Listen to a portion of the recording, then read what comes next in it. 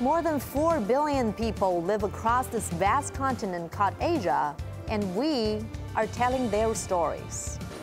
On this edition, ensuring good health and prosperity for these pet elephants treated almost as deities in the Indian state of Kerala. And they were once nomadic people. But they've since abandoned their traditional lifestyles and chosen to live in the cities. I'm Wang Mengmang, and this is Assignment Asia.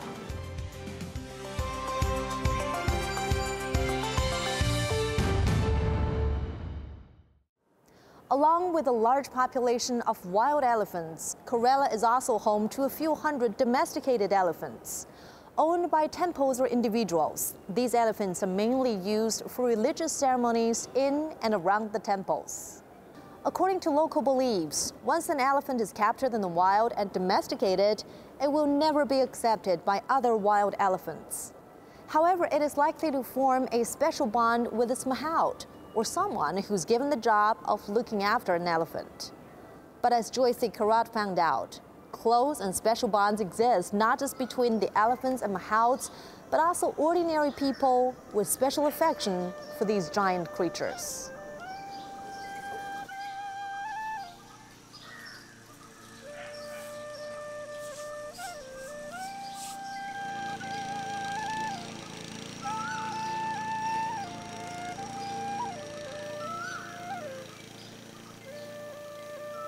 The people of Trissur are busy preparing a feast for over 30 elephants. They believe that feeding the elephants at this 3,000-year-old temple at the beginning of the monsoons would ensure good health and prosperity for their favorite elephants throughout the year.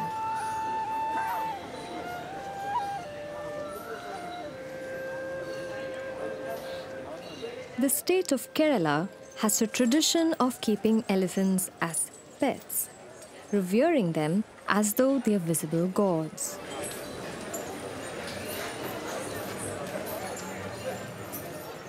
ഇതുവരെ ഏറ്റവും അധികം ആനകൾ വരുന്നതും ആനകളെ ആടയാഭരണങ്ങളില്ലാതെ കാണുന്നതും വടക്കുന്നാഥ ക്ഷേത്രത്തിൽ മാത്രമാണ്. ഏകദേശം കേരളത്തിലെ എല്ലാ പേരുകേട്ട ആനകളും ഈ പേരുകേട്ട ആനകൾ വരുമ്പോൾ ഇതിൻ്റെയൊക്കെ ഫാൻസും ഇവിടെ വരും. ഇത് അത്രയധികം ജനങ്ങളും വരുന്നൊരു ആനയൂട്ട് തൃശ്ശൂരിലത്തെ വടക്കുന്നാഥ ക്ഷേത്രത്തിലെ ആനയൂട്ടാണ്. They give them food and medicines as prescribed by Ayurveda, one of the world's oldest holistic healing systems.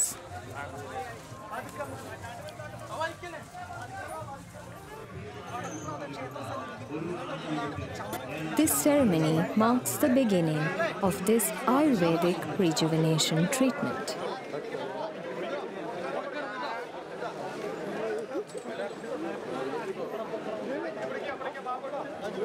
നമുക്കിപ്പോൾ ഏറ്റവും കൂടുതൽ ആനപ്രാന്തന്മാർ എന്ന് പറഞ്ഞാൽ ആനയിൽ ഇത്ര ഇഷ്ടമുള്ളൊരു സ്ഥലം തൃശ്ശൂരാണ്.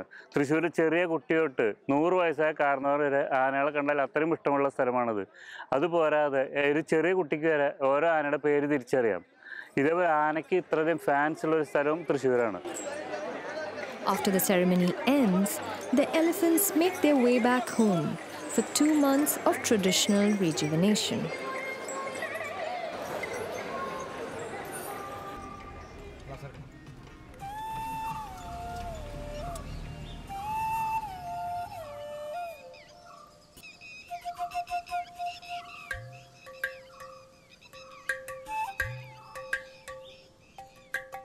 This 40-year-old elephant is called Paranur-Nandan.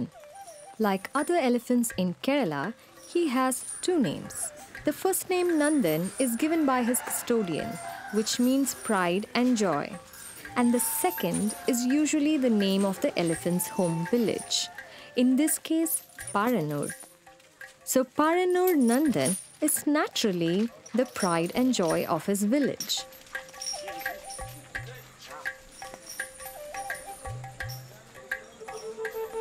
Nandan has returned to his village after paying homage at the temple in Trissur. His daily bathing ritual in the stream lasts for 3 to 4 hours. He has a staff of 3 men from families who traditionally take care of elephants. They are called Mahouts.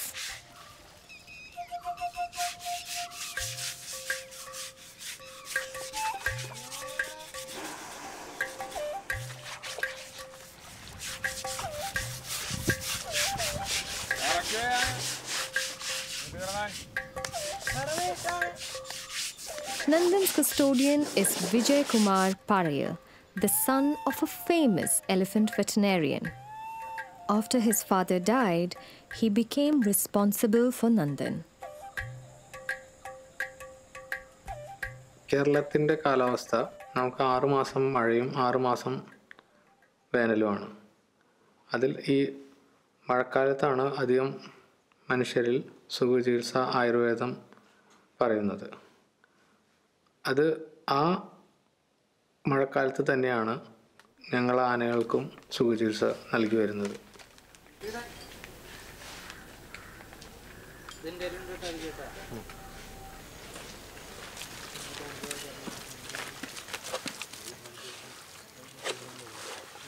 വർഷങ്ങളായിട്ട് ചെയ്യുന്ന ഇവിടുത്തെ ഒരു ചികിത്സാ രീതിയുണ്ട്. ആ വിധിപ്രകാരം തന്നെയാണ് നമ്മൾ സുഖചികിത്സ നടത്തിക്കൊണ്ടത്. അത് ഇപ്പോൾ പല ഡോക്ടർമാരും അത് സയൻറ്റിഫിക്കായിട്ട് തെളിയിച്ചത് അത് ആനകൾക്ക് ദോഷം ചെയ്യുന്നില്ല എന്നുള്ളത് ഉറപ്പുവരുത്തിക്കൊണ്ടാണ് ഞങ്ങളത് ഇന്നും തുടർന്നു വരുന്നത്. Even though Nandan has a dedicated team looking after him, his human family is much larger than VIJAYKUMAR and the Mahout team. The entire village of Paranur, especially children, loves and adores him.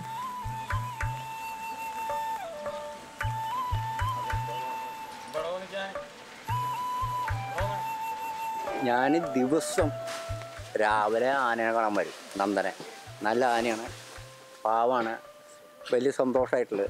2 നേരം വരും ദിവസം, ചിലപ്പോൾ 3 നേരം വരും. പണിയില്ലെങ്കിൽ പിന്നെ 3 നേരം പിന്നെ ഉണ്ടാവും എന്നെ കാണാനായിട്ട്.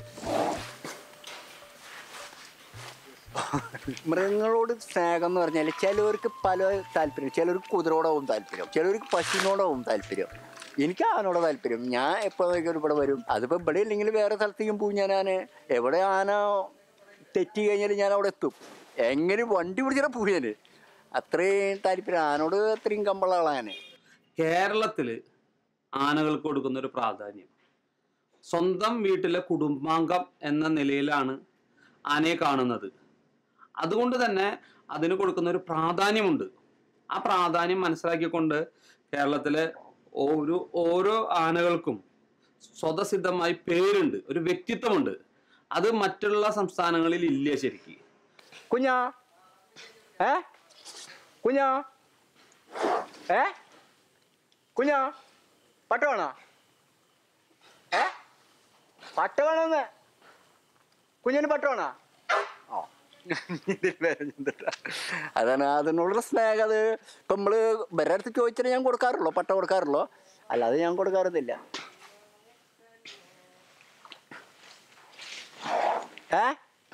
എന്താ പട്ട വേണമെന്നാ? ഇതിന് വലിയൊരു സന്തോഷം ഞാൻ തട്ടാ.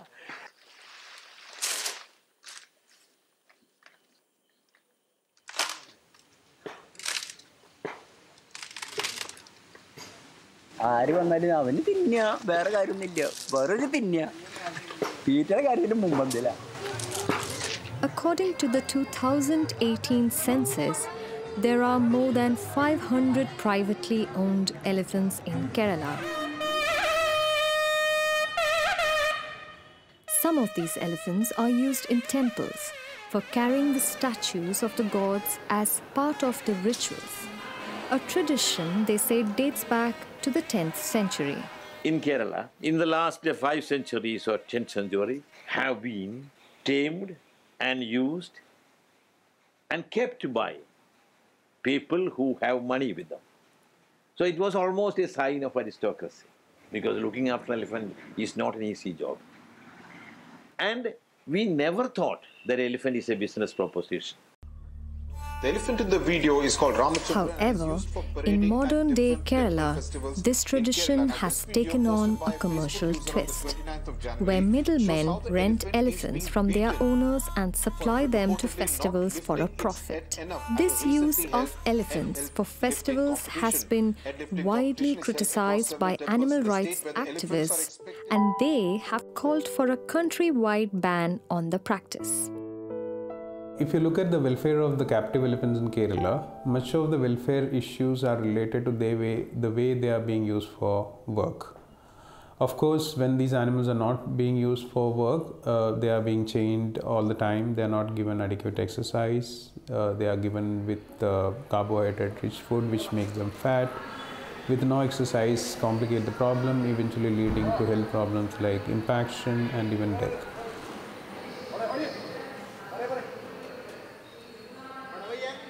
The use make it important for people to buy them, which is illegal under the law, and keep them and use them. And there are temples who rent them publicly, and also there are devasams who pay rental money and take these animals for various festival purposes.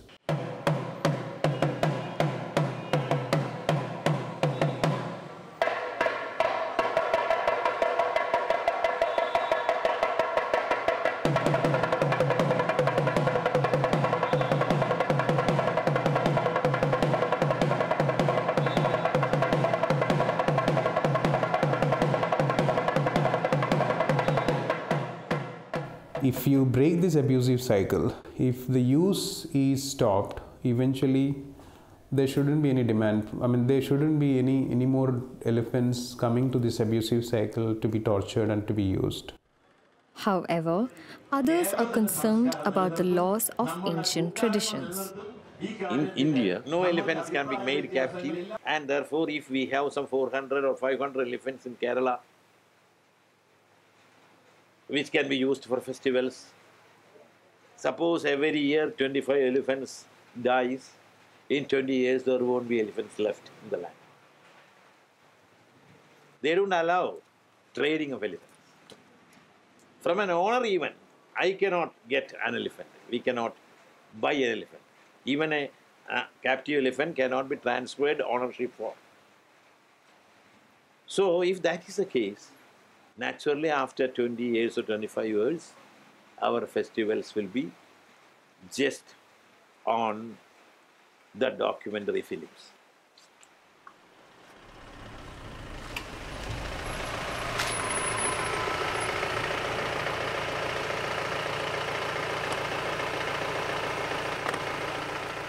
As the number of pet elephants in Kerala shrink, the focus has not only shifted to the longevity and health of the existing elephants, but has also turned to the elephant custodians and the Mahouts.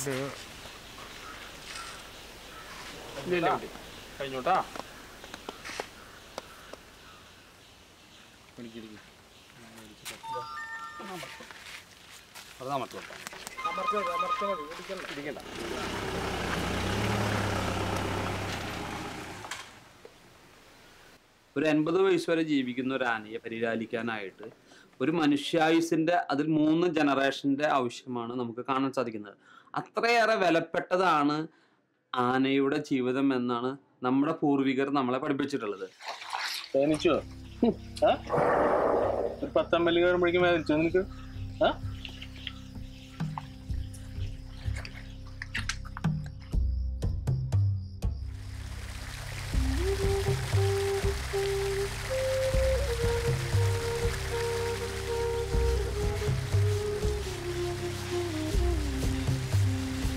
At almost 75, Paramekavu Rajendran is one of the world's oldest living elephants.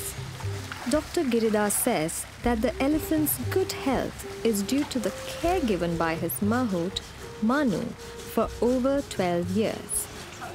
Manu says that the elephant is no different from an elderly member of his family. നമ്മള് ഇപ്പൊ വീട്ടിലൊരാള് പ്രായമായ ഒരാളുണ്ടെങ്കിലും അവര് ചിലപ്പോ അവരുടെ സ്വഭാവം ചിലപ്പോ ഒരു കുട്ടീന്റെ സ്വഭാവം ഉണ്ടാവുക. അപ്പോൾ അവർ ചിലപ്പോൾ നമ്മളൊരു പറഞ്ഞതും ചിലപ്പോൾ അവർക്ക് ഇഷ്ടപ്പെട്ടോളണമെന്നില്ല, അല്ലെങ്കിൽ നമ്മൾ പറഞ്ഞവരനുസരിച്ചോളണമെന്നില്ല. അപ്പോൾ നമ്മൾ അതിനനുസരിച്ചിട്ട് ദിനാചാര്യങ്ങളൊക്കെ നടത്തിയിട്ടാണല്ലോ നമ്മൾ അവരെ സംരക്ഷിക്കുക. അതേപോലെ തന്നെയാണ് ഇപ്പോൾ ഞാനും ഇതിനെ ചെയ്യുന്നത്. പിന്നെ നമ്മളൊരു ആനയുടെ കൂടെ ഒരു പാപ്പാൻ കുറേ കാലങ്ങൾ താമസിക്കുമ്പോൾ അതുകൊണ്ട് ആനയ്ക്ക് ഒരു വിശ്വാസം പാപ്പാനെ ഉണ്ടാവും. As the son of a Mahout, Manu understands that time is needed to build a trusting and lasting relationship.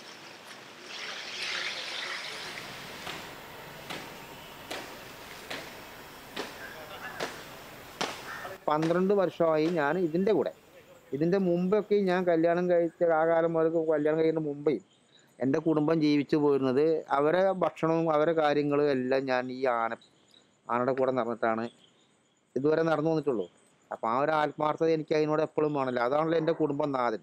കുടുംബത്തിൽ നാഥൻ ഞാനാണെങ്കിലും ഞങ്ങളെ മൊത്തം നാഥൻ ആനയാണ്. Recently, animal rights activists have appealed to the Supreme Court to ban private ownership completely and to seize all pet elephants from their current caregivers. They say that keeping elephants in captivity and separating them from their families is cruel. But will these elephants also suffer from being separated from their human families and villages, as the people of Kerala believe?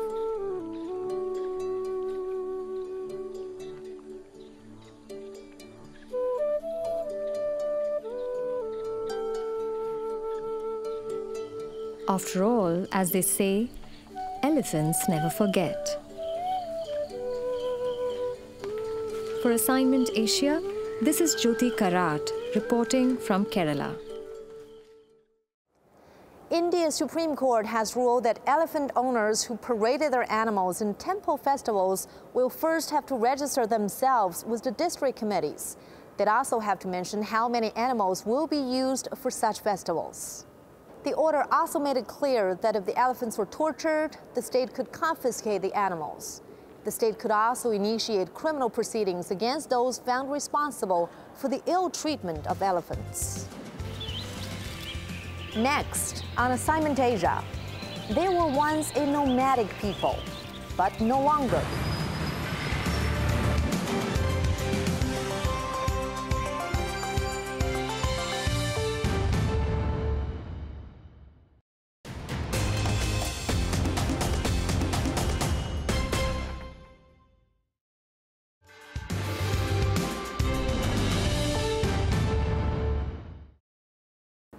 In various parts of the world, including in Asia, many indigenous peoples now live in urban settings, and that proportion is growing.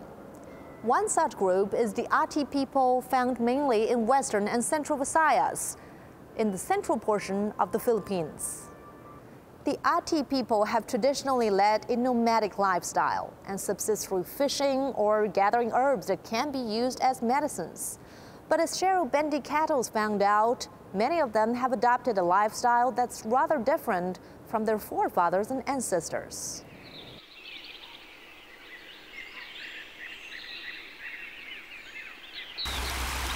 Breathtaking views and challenging trails await those who visit the mountains of South Cebu. Many of its peaks are frequented by tourists keen to get away from the hustle and bustle of city life. Samuel ELOSENDO is a regular visitor.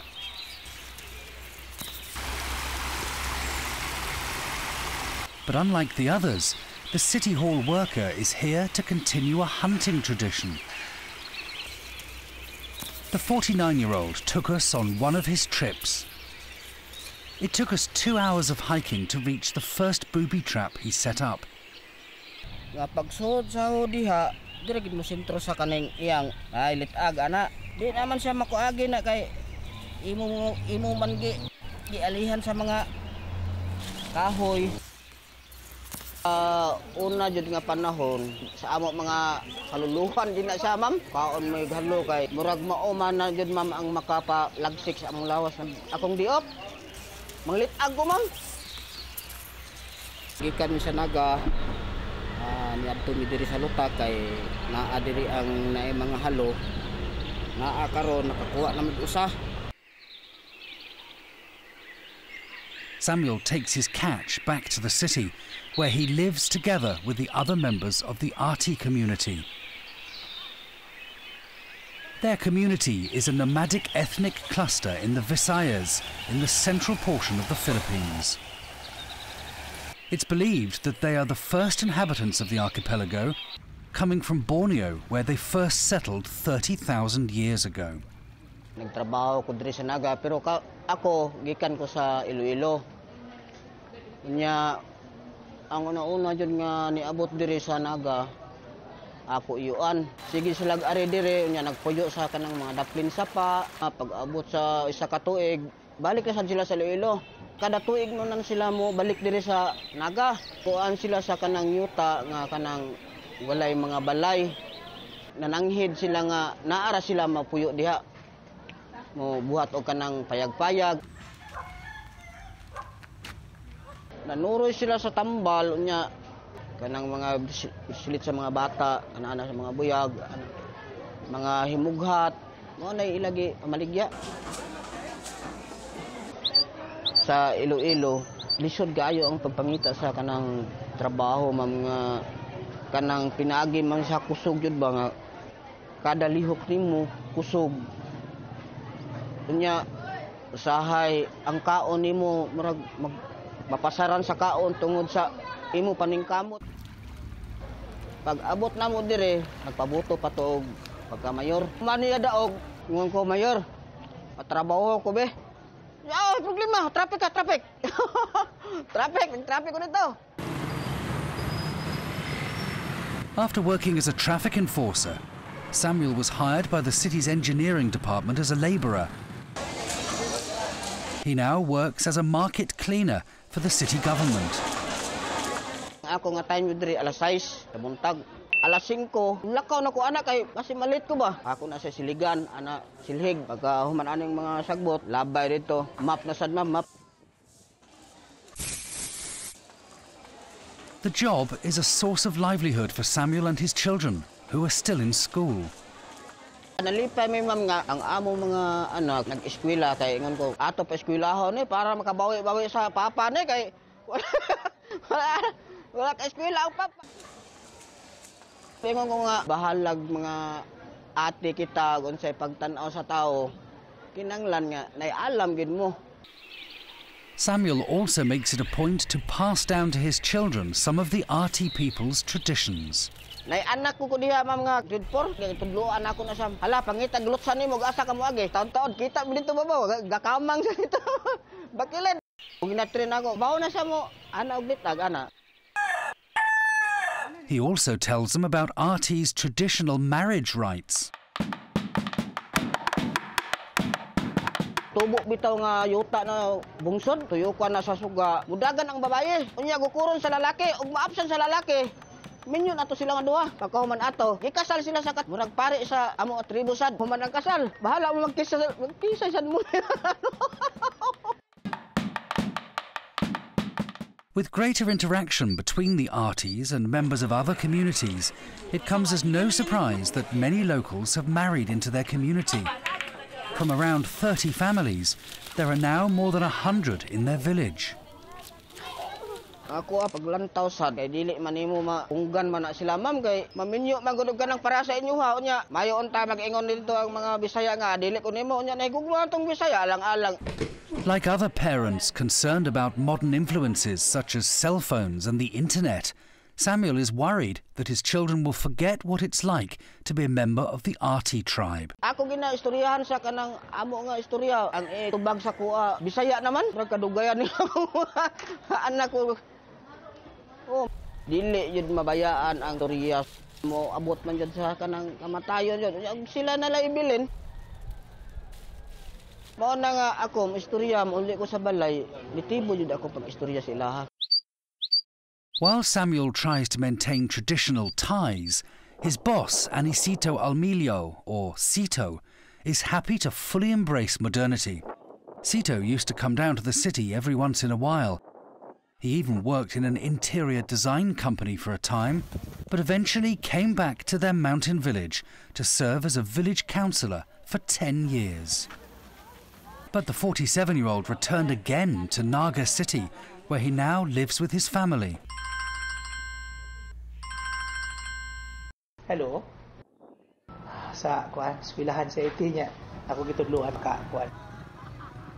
Sito's child is also studying in the city.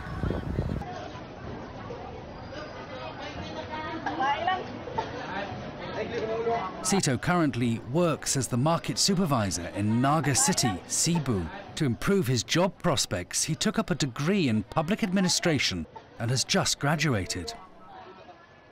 Dako kayo og kalainan kay didto manggod kun naa ka sa mountain barangay di manggod ka ingon nga palito nimong tanan kun kugihan ka kay pwede ra bang ka mutanom og imong kaugalingon pero diri manggod diferensya jud kaayo kay unsa may imong tamnan dinhi so ang tanan imong yung paliton. Despite missing the fresh air and view of the mountains, Sito has fully embraced city life. His job involves monitoring and ensuring the cleanliness of the market through closed-circuit televisions. Kini siya mao ni ang ato ang butanganan sa mga vegetables kadang malata.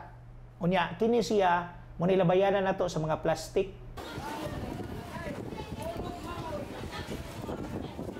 Ako man dayon sila ipatawag kay makita man ako sa kamera. In the Philippines, the government has a commission that helps improve the living conditions of its indigenous peoples, such as the Artis. Among problems being addressed are social discrimination and economic marginalization. The indigenous community comprises below 20% of the country's population of 100 million. The Naga city government says there are no specific plans to help individual communities. Government services, they say, are extended to everyone. Ang Ati tribe yun diri sa Naga has been embraced as really part of the community. So di na taka-distinguish ang taga-Naga or dili taga-Naga. So meaning to say, if we want to provide employment to taga-Naga, that includes the members of the Ati tribe. So if qualified lang pod o naay possession nila, and then sama ni Samuel, nakatrabaho sila sa city government.